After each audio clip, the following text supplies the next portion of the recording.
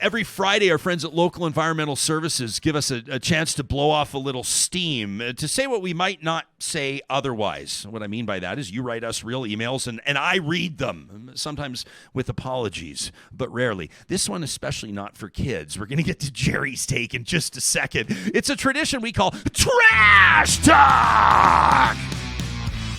All right, this from Trent, who says, I am thoroughly disgusted with how the United Conservative Party in Alberta is breaking democratic norms. They got voted in based on a platform of jobs, economy, pipelines. And then they do these underhanded things like switching their mandate to include results from some rigged fair deal panel that was not voted on by Albertans, changing their leader with the potential to implement an entirely new mandate once that new leader's chosen, again, not voted on by everyday Albertans. The Sovereignty Act? Come on, says Trent. Albertans didn't vote for any of this. Enough with the dirty tricks. Trent says call a freaking election as soon as that new leader's selected and allow Albertans to vote on a path forward. How is it that a few thousand party members can now decide what happens in Alberta before the next election? This should be illegal. We need to stop the madness. That from Trent. And this one from Gerry, who says, I'm sure that there was a solid representation of real talkers at Edmonton's Commonwealth Stadium this past Sunday for what was one of the most epic displays of rock god talent we've ever seen. I'm talking Joan Jett.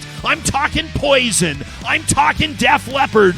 It was also one of the most epic displays of embarrassing, out-of-touch, vulgar objectionism by one of music's loudest degenerates, Motley Crue. He says, we instantly had flashbacks to a show we'd seen of this band years ago. Now they're pushing 60 years of age, and here's this group of scantily clad young women, sexy strip teasing on stage, a camera guy oogling angles for these huge screens. We had high hopes. We hoped maybe Motley Crue was beyond all the spectacle, but no. Tommy had his moments again, Tommy Lee, talking about getting drunk, putting up dick pics on the net again. You want to see it? You've seen it 1,000 times, he said, but you know what I haven't seen? Titties! Get them out, girls! Let's go, yeah! And of course, the camera guy found a few obliging ladies in the crowd willing to feed this horrible moment.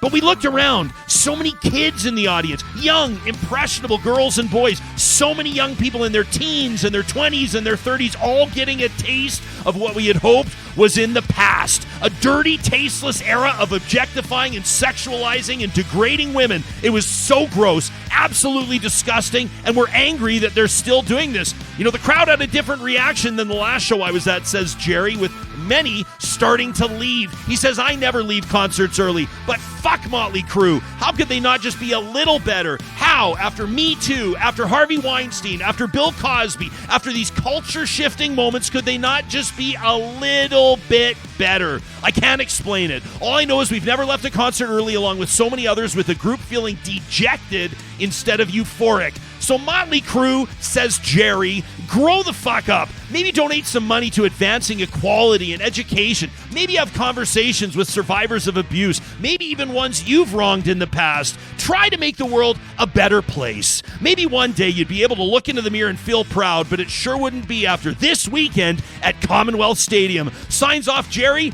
Peace and love! You can send us your trash talk to talk@ryanjesperson.com, presented by our friends at Local Environmental Services. You can check them out online today across Alberta and Saskatchewan. Keeping it local. Still family owned after more than 25 years.